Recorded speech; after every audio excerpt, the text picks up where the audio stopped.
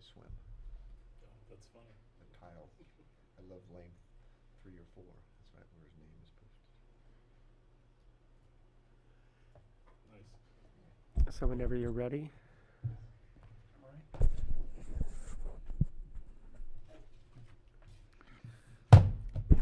All right, we will call to order the Planning Commission meeting of Thursday, January 19th. Let's start with roll call, please. Chair Dennison. Here. Vice Chair Hutt. Here. Commissioners Pevsner. Here. Simcock. Here. And Yo, our newest commissioner also, is absent today. Great. I will ask for a motion to approve the agenda. So moved. Second? All those in favor? Aye. Motion carries unanimously. Approval of minutes of the December 1st, 2022 Planning Commission. Did we get these minutes? I don't know. December 1st? Yeah, I didn't see them in the packet. Yeah. Maybe I missed it, but I don't remember. Scroll through it to the bottom because Yeah. I didn't see them either. All right. I guess we'll handle that at. We'll do that at the next meeting. Okay, great.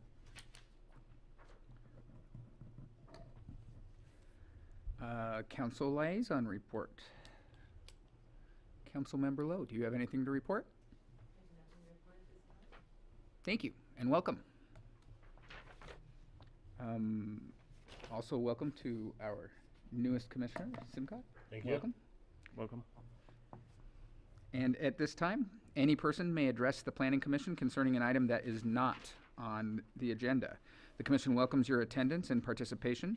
When addressing the Commission, please begin by providing your name and address for the record. Please keep comments to no more than 3 minutes to assure an orderly and timely meeting. Do we have anyone who would like to speak on an item not on tonight's agenda? Hearing none, we will move on to our first and only public hearing. Public hearing for 182 South Baldwin Avenue. Do we have any site visits or ex parte contacts to report? I went by the property, but I did not speak with anyone. Yeah, I went by the property and went as far as the kind of driveway in front. I didn't go all the way to the back because there's fences and things, and I didn't know if anybody was home. Yeah, I went and just looked from the front. I also saw it from the front, no contact. So with that, we will go ahead. Does staff have a presentation? We have a PowerPoint presentation delivered by Associate Planner Wolf. Good evening, Chair Dennison, Vice Chair Hutt, Commissioner Pevsner, and welcome Commissioner Simcock. Tonight, the Planning Commission. Her mic is off, but just come up here. You can see it from there. Is it here? There you go. Now it's on. There it is. There it is. The kill switch. Cut him off. Can you hear me? Yes. Okay. No 3 minutes for you. Tonight, the Commission will be hearing a project at 182 South Baldwin Avenue for a tentative parcel map and a conditional use permit. The applicant is requesting the subdivision of a property for a 4-unit condominium project and the construction of that 4-unit condominium project. And these are both pursuant to our subdivisions chapter, our subdivisions title of the Sierra Madre Code.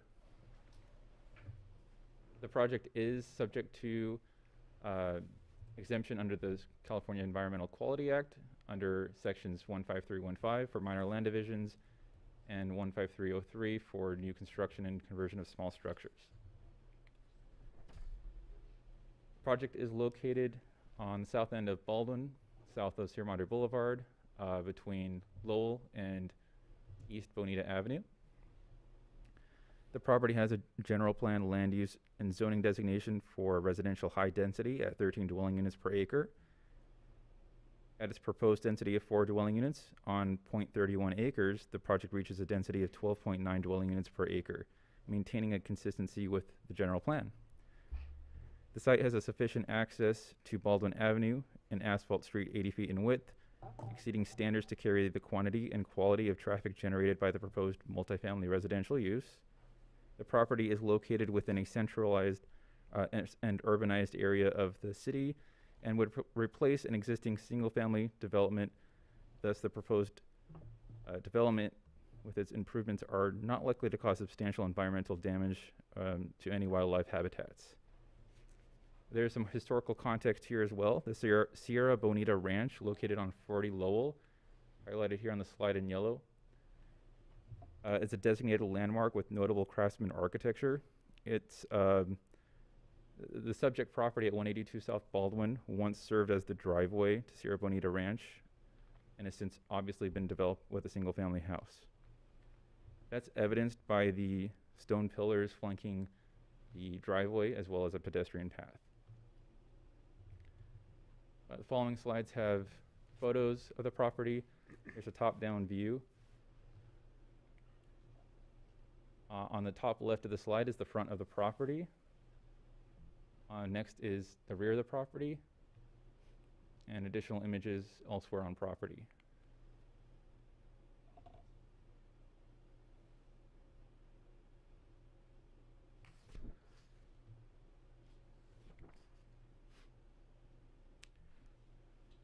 And here's a summary of the project data. The use is currently multifamily residential. It's currently developed for single family, but it is compliant with zoning designation in Tier 4 for up to 4 units. The subdivision for parcel map and condominium purposes contemplates the land in joint ownership without alteration to the physical dimensions or area of the land. Thus, there would be no change to the area of land, and it would be allowed pursuant to zoning code. The building coverage does not include the driveway because it is proposed with permeable interlocking pavers. And the height is measured from the proposed finished grade at 26 feet 3 inches, but it is nonetheless compliant when considering the lower of the existing grade, adding 3 feet for 29 feet and 3 inches total. And a summary of the setbacks on this slide. The primary improvement, a development of a 4-unit condominium project designed within 2 detached buildings, meets standards of development, including density, setbacks, height, and articulation. And we'll see angle plane and articulation later in this presentation. On the slide is the tentative parcel map with some sections shown.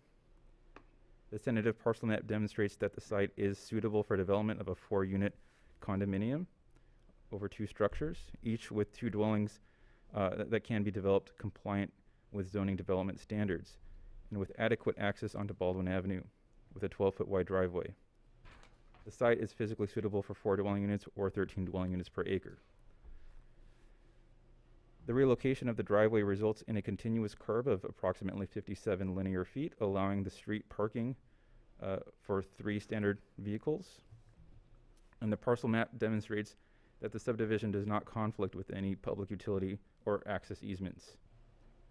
Section AA on the top of the slide here demonstrates the development's pad elevation against the existing contoured grade.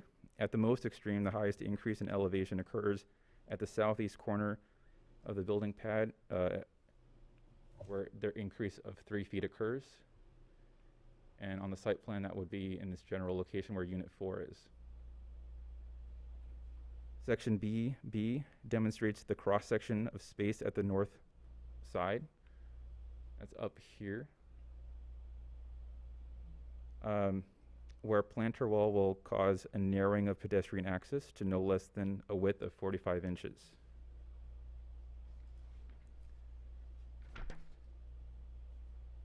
And on the proposed site plan, here I have blue lines that demonstrates the building wall line for the 2nd floor. The design of the subdivision with the proposed driveway placed approximately 6 feet away from the wall located on the southern property. Here I'm pointing to that right now on the slide. There's a wall here on the southern property. There's a pedestrian interface with the driveway curb. It allows for adequate line of sight of the pedestrian intersection that is not likely to cause serious public health problems, nor will the proposed use be detrimental to public health, safety, and general welfare, or unreasonably interfere with the use, possession, and enjoyment of surrounding and adjacent properties. The site is adequate in size, shape, topography, and location because the shape, being rectangular, allows for the configuration of massing at the north end of vehicle access on the south end, pedestrian access throughout, all while allowing a design compliant with the R313 zone setback standards. The topography is gently sloped, allowing for minimal excavation and grading to support the proposed project. The site is located and takes access from Baldwin Avenue, a primary thoroughfare within the city that allows for high flow of traffic.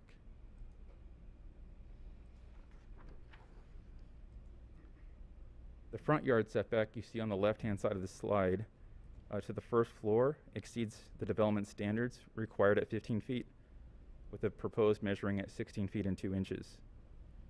The front yard setback to the second floor exceeds the development standards again, with a requirement of 25 feet, where the proposed measures 25 feet and 8 inches. The rear yard setback you see on the right-hand side of the slide rear yard setback exceeds a development standard requirement of 10 feet, where the proposed measures 16 feet. This is largely due to the angle plane requirement of the rear yard because the adjacent property is zoned R1.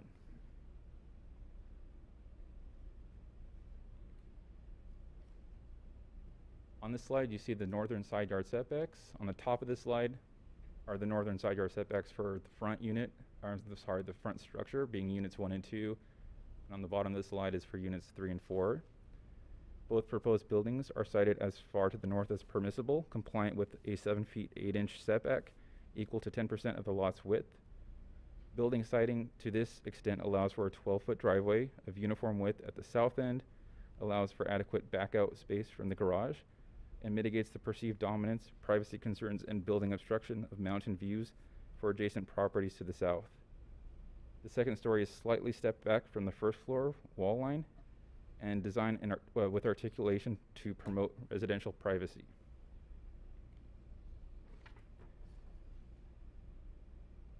On this slide, you see the south side yard setbacks. Dimensions are a bit difficult to see on here, but what you're seeing dimensioned are from property line to the building line of the second floor. And the actual setback to building line is 27 feet and 8 inches. And as explained before, the reason this is so far set back is primarily due to driveway width and back out for garage. Moving on to the floor plans, this pictured here is for the front structure. On the left-hand side is for the first floor at the ground, and on the right-hand side is the second floor. So regarding articulation, no wall of the second story exceeds a linear distance of 35 feet. The greatest linear length of any second story wall on the front structure is 31 feet and 10 inches. And that would be on this right-hand side of the front structure.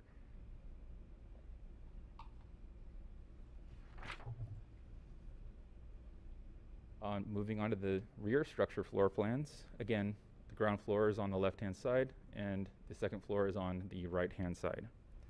Again, articulation here does not exceed a linear length of 35 feet, and the greatest wall length is 31 feet 10 inches. That occurs at 2 points on the left-hand side of the second floor and on the right-hand side of the second floor. Moving on to elevations. On the slide we see the west elevation of the front structure. Below that is the north elevation of the front structure. The elevations are where the architectural details are best demonstrated.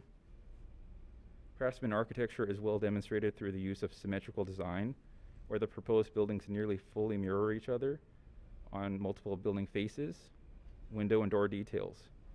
Natural appearing materials are utilized throughout the exterior materials of the building in stone veneer cladding at the ground floor and on the chimney. The cement roof shingles cast to mimic wood shingles. Exposed wood beams and rafters are present throughout. Finally, a tapered entry column adorns 3 of the entryways. And moving on, actually I want to move back one. I've also demonstrated the angle plane here. This is the angle plane from the southern zoned R1 property. And this angle plane is demonstrated 10 feet distanced from the property line, 20 feet up, and 45-degree angle plane inward. Then moving on to the other side's elevations. On the top of the slide, you see the east elevation, and below that is the south elevation. So the east elevation here is the entrance to Unit 2, and below that is the garage entrances for both Unit 1 on the left-hand side of the south elevation, and on the right-hand side of the south elevation is Unit 2.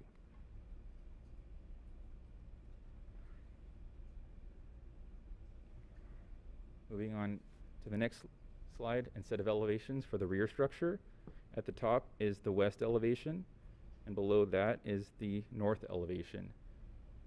So west elevation being the entrance to Unit 3, and the north elevation showing the northern side of, this is the side closest to the northern property line.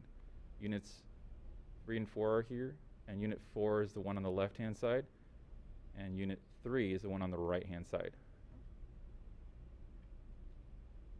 As stated previously, the angle plane requirement at the rear yard setback was a primary cause for the placement of the rear structure with a 16-foot setback.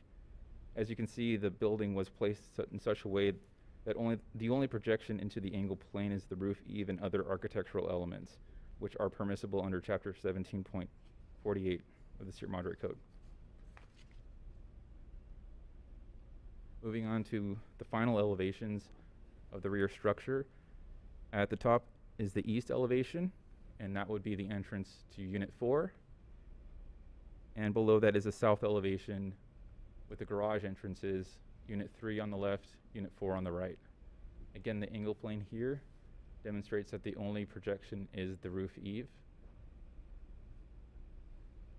And I also requested that the applicant provide a custom tilted south elevation.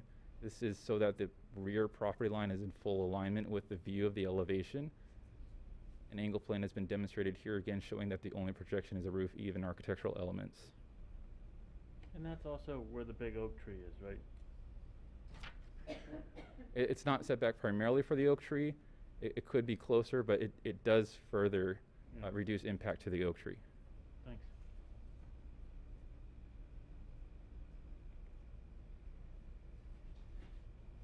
So we have 3D renderings here. You can see this is street side elevation where the horizon line is at approximately 10 feet above ground elevation.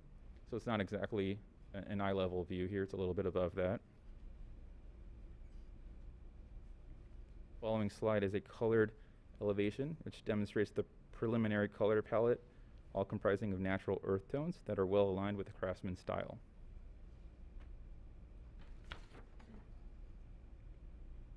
So in terms of findings, I've pretty much gone over all of these findings throughout the presentation thus far, that the proposed map is consistent with the Sierra Madre general plan, that the design of the proposed subdivision is consistent with the Sierra Madre general plan.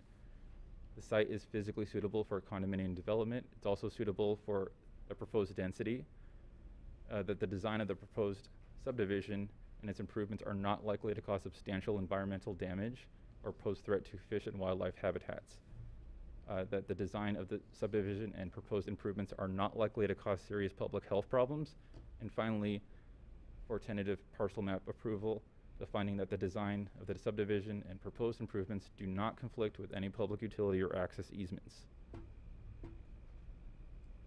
Also being contemplated is the conditional use permit.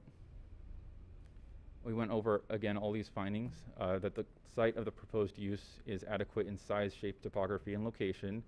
The site is has sufficient access to streets, which are adequate to carry the quantity and quality of traffic. That the proposed use is neither detrimental to the public health, safety, and general welfare, nor will unreasonably interfere with the use, possession, and enjoyment of surrounding and adjacent properties. that the proposed use is consistent with the general plan, and that the use at the location requested would benefit the public interest and convenience. The only thing I really haven't gone over here on the slide is bolded, that there is a demonstrated need for the use proposed. And that need would be demonstrated through the increase of development density, thereby the net number of residential units by 3, contributing to the city's obligation to meet its regional housing needs allocation, or RHNA, for market rate housing. And it also contributes to the production of necessary housing to address California's housing crisis. So on that note, I'd also like to mention that the Housing Accountability Act does apply to this project. If this is a housing development project that the Planning Commission finds will not have a significant quantifiable, direct, and unavoidable impact on public health or safety, then grounds for disapproval may not be made upon that basis, nor shall the project be conditioned to require development at a lower density. The alternatives before the Commission tonight are 2 actions within 2 resolutions. The first resolution is an action on the tentative parcel map. They have the option to adopt the resolution as presented, approve the resolution with modifications, recommend that the City Council deny the request, or continue the public hearing, providing staff and the applicant direction. The second action is a resolution to approve the conditional use permit. The first option would be to adopt the resolution as presented. Second would be to approve it with modifications. Third, to recommend the City Council deny the request.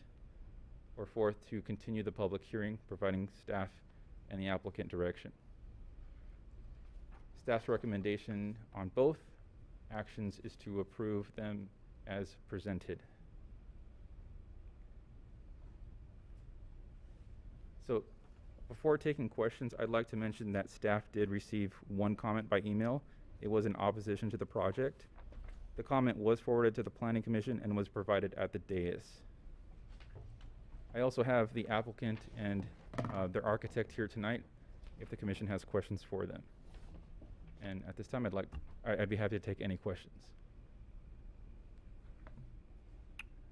Any questions of staff or the applicant?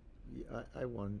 In the analysis you talk about, it's not gonna, in, one of our findings is in 23D, that it doesn't increase the intensity of the use by its use, but its current use is single-family home. So how can you make that assessment based just on the use of the land? Since we don't, I mean, it's gonna have 4 units there, the intensity is definitely gonna be increased. So yes, while it is an intensity upon its existing development, it is not an increase in intensity above a designated general plan land use or zone. But, okay, so that's just as, you're just going off the land, the way the general plan is written at this time? Correct. Not in comparison to what it's being used for now? Correct. Okay. Yeah, I have a few questions. So the general plan designation for the property is residential high density, and the zoning is R3. And when we recently updated our zoning map to match the latest version of the general plan, there was an inconsistency for this property and a few others like it. And that was resolved by the City Council, right? Just recently. Correct. So the City Council, over the last, I want to say 2 years or so, did take 2 actions to address zoning in the city. The first was to create consistency with the general plan and the zoning, which did result in this zone being R1, as well as its general plan land use. And then there was concerns from the community of how this could be construed as down zoning, because it did, to create consistency, did require that the zone be changed from R3 to R1. So that concern of down zoning was brought up by City Council, and City Council did direct staff to revert all of that down zoning. And so staff utilized SB 10 at the time, Senate Bill 10, to effectively restore that zoning. Okay, so effectively, the City Council has recently looked into whether they prefer, from a policy perspective, to have this to be multifamily or single family, and they decided they wanted multifamily. And to the north, the properties to the north are multifamily R3, and the property to the south is single family R1. Correct. The And two that's- properties to the north are multifamily. Okay. And in the past on multifamily developments, we've done design review at this commission, but my understanding is that state law doesn't allow us to do subjective design review for multifamily. Is that right? That is correct. It was upon legal counsel that it was recommended not to conduct design review for this project. So this is at the planning commission, and then it's going to go to the city council just because of the subdivision as condominiums, Correct. This as opposed to the construction itself. That is correct. These two applications before the commission tonight are all governed under the subdivisions title of the Sierra Madre Code. So if they wanted to build this just as apartments, they could just go pull a building permit, and it wouldn't come to us, right? Correct. Okay. And the historic pilasters are being preserved in place. That is correct. Okay. Those are the only questions I have for now. Thanks. I had one more. You said it helps us qualify for our arena numbers, but not at low income, correct? That is correct. It does not qualify for low income, but RENA does allocate the city certain units to develop for market rate. So this will fulfill a market rate need. And one, I couldn't really tell from the drawings, maybe the applicant or their architect can help me. The plate heights for the height, since we're giving a technical, what's the word? It's 29 and change, I believe. Yeah, but so it's supposed to be 26, and we're allowing that because they're digging down the one corner of the property. But I was just wondering what the plate heights in general are in terms of height, overall height. I couldn't expand it enough on. Can you? I thought it says that they were excavating 12 inches and then. No, the plate going heights up. I'm talking about the floor heights. I mean, you can take 6 inches off of ceilings and things like that for construction.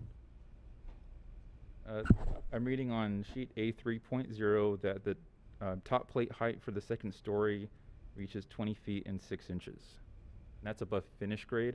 If we were to take that same measure and put it against the existing grade, that would add 3 feet, so 23 feet and 6 inches.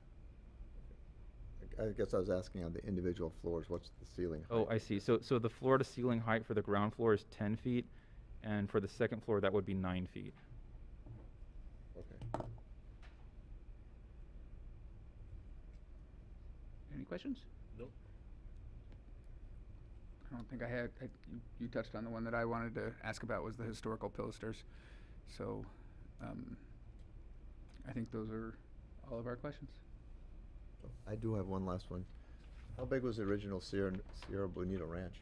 Since it's extended from, this was the front yard and that was the back parcel. Was it that entire section? I do not have that information, but I'd be happy to research that and get back to you. Okay.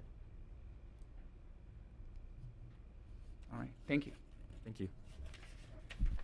At this time, we will open community input. Any person who would like to address the Planning Commission on this specific item. I think we have some speaker cards, and after that, anybody can feel free to come up and speak. Jim Watson, Baldwin, South Baldwin Avenue. Hello. Jim Watson, 150 South Baldwin.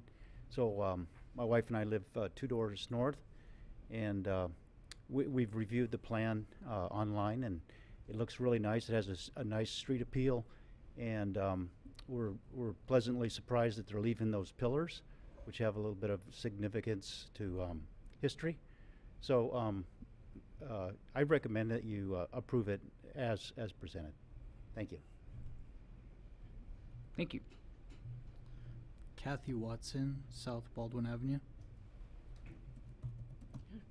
Hello, I'm Kathy Watson. I'm the other half of the neighbor that's 2 doors north of the proposed project. And just as a neighbor, the property has really been neglected for many years and is certainly not very attractive from the street as it currently is. It hasn't been taken care of as far as heating the house up or landscaping, et cetera. So, so we're actually quite pleased to see a really nice design that's been proposed that I think will enhance our neighborhood. And the only thing that, and I wasn't sure about it, but I really would like to see that you make sure you require that the historic pilasters remain. I think those are a significant historical monument in Sierra Madre. And so we hope you will approve our neighbor's project. Thank you. Would anyone else from the public like to come and speak on this agenda item?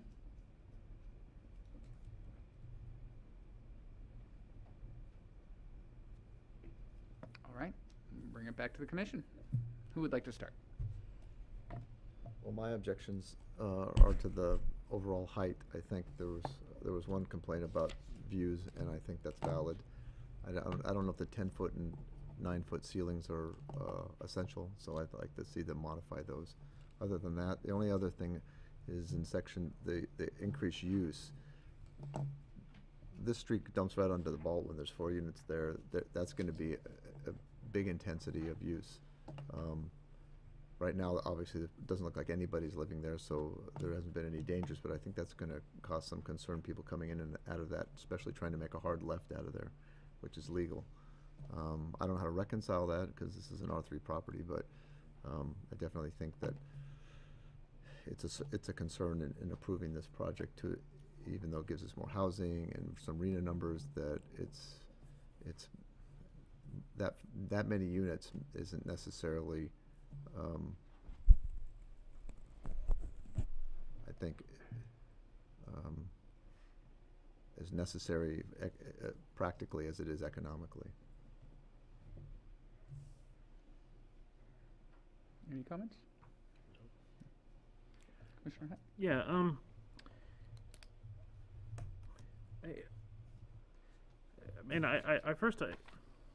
I'd just like to say that we don't have before us design review, right?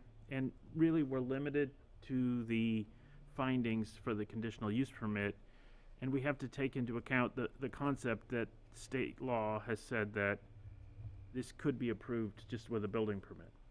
And so, you know, when I think it's difficult for us to look at any of those findings and decide that, you know, it's unreasonably going to interfere with our with the neighbors when state law has told us that it could be approved with a building permit. And so, if we did have design review, I would have concerns about the height. I'm not a big fan of some of the materials. I would like to tweak those. I do think we can recommend to the applicant that they might think about lowering some of the plate heights, but I don't see that we really have authority to turn it down under the tools that we have, given the approvals that are before us tonight. I do think on the good side is I think overall the project does look pretty good. I'm very happy that they're preserving the historic pilasters, however you pronounce that, and the big oak tree in the back. I also think it's appropriate that the massing is mostly on the north next to the R3 rather on the south next to the R1. So, you know, if I had my druthers and we had all our tools, I would like to tweak some of the design, but I don't see that we have the right to do that. So I can support the application. I would like to make one change to the condition of approval, and this is in both different ones, in 2 places. In the tentative parcel map 2202, condition of approval 2.4, and in the CUP 2204, condition of approval 2.3, it says obtain a demolition permit and demolish the existing structures prior to approval of the final parcel map. I'd just like to clarify that that's excluding the historic structures. And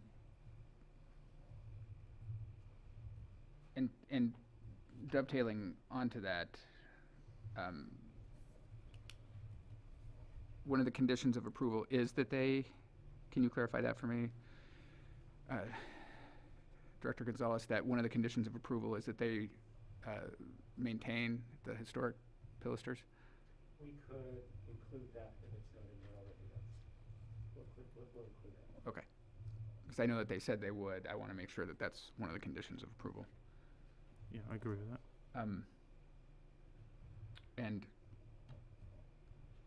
I agree that there were things that we would normally get to put some feedback on that are not before us tonight, and that is a challenge.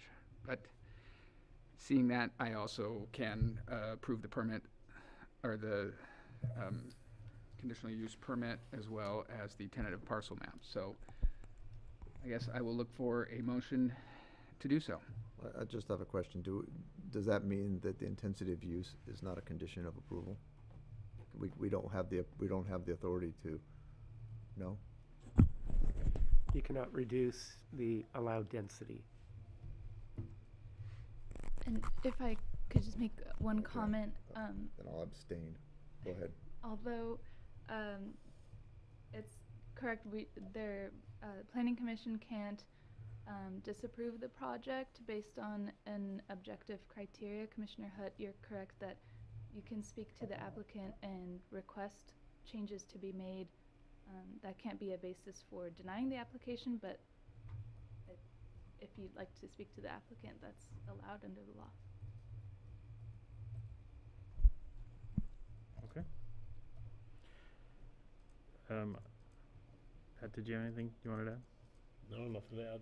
Okay, I'll go ahead and I'll make a resolution, or I'll make a motion approving Planning Commission Resolution 2301 and Resolution 2302, recommending approval of the tentative parcel map 2202 and approving CUP 2203 with the changes to the conditions of approval that we noted, that the demolition does not include the pilasters and those are preserved. And I would also recommend to the applicant, although we can't enforce this, that they consider the plate heights, and you think about dropping those. I think especially the 10-foot height could get reduced, and I don't think it would hurt your marketability at all.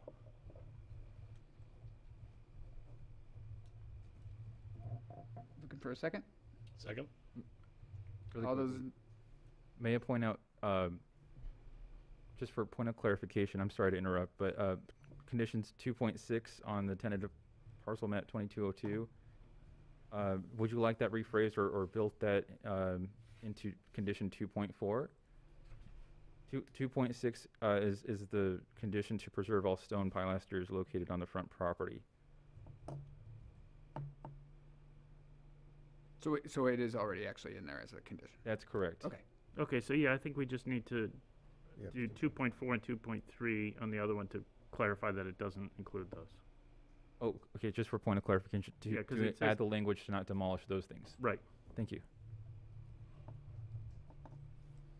All right. Seeing no changes to the motion that is currently before us, all those in favor say aye. Aye. All those opposed? And I'm abstaining. All those abstaining? One abstention. So the motions carry 3-0-1.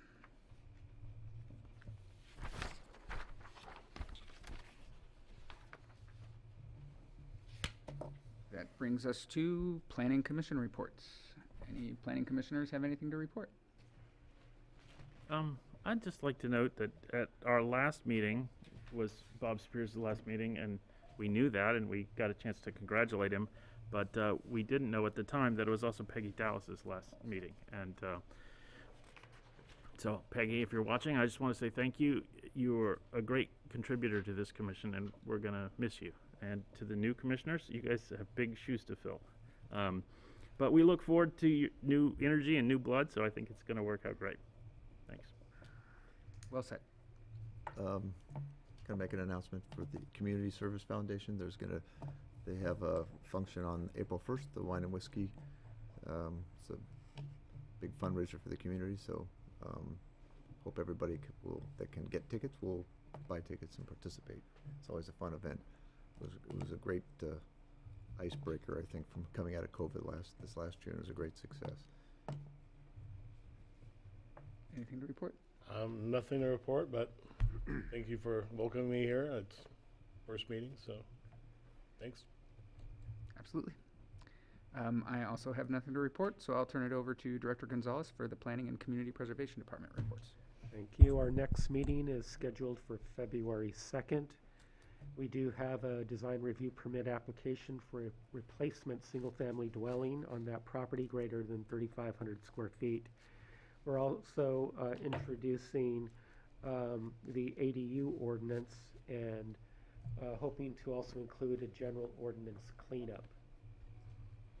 And that concludes my report. You're laughing because we've updated the ADU ordinance multiple times, yeah. Yes. Every January, I think we It's an update, annual rite of passage. which dovetails into my next question. Will we be receiving a legislative update? We can ask legal counsel to do that. That's generally what we've done in the past, yes. I've received a number of memos from our city attorney and their staff regarding some of the assembly bills. We talked about some of them in the past, but yes, we'll receive another report from legal counsel. Great. Is there anything anybody would like to ask to have agendized as we start this new year? Well, I think that next meeting, we're going to do some zoning code cleanups, but not really sort of policy changes. I think maybe as part of that agenda item, could we have a discussion of other things that go beyond cleanups to discuss? Because I think, especially for, as we've seen tonight, if we're not going to be able to do discretionary design review, we might want to think about adding some more objective criteria, including limits on plate heights and things like that. Mm-hmm. Yeah, that's a good idea. And maybe part of that discussion too can kind of be our annual hit list of things that we would like to visit so that we can get that prioritized from council. Yeah, I agree with that. And I think you see that in this past one, some of the setbacks on the front and the angle planes were helpful in making this look less boxy than it could have. And I think if we had some more criteria on the plate height, we could have brought it down a little bit as well. I don't think we got to, we might want to revisit the list from the last time that we had that conversation, because I think we've been a little busy Yeah. and haven't touched any real zoning. And we still maintain that list. One of the things on that list was we were looking at pre-approved accessory dwelling units. So Yep. the city paired up with the San Gabriel Valley Council of Governments, who is spearheading a plan, and really Sierra Madre, I think we're the only staff who are participating with the COG to look at pre-approved accessory dwelling units up to a point of it still needs to comply with the local jurisdiction, setback requirements or height or whatever it might be. So that's moving through that process. The COG has hired about 6 different architects to come up with different size plans. I saw them last week, and they actually look quite interesting, very promising. So Good. eventually we'll share that with the commission. Okay. That's great news. All right. Anybody have anything else? All right. Then we'll go ahead and adjourn to our next regular meeting on February 2nd. All right.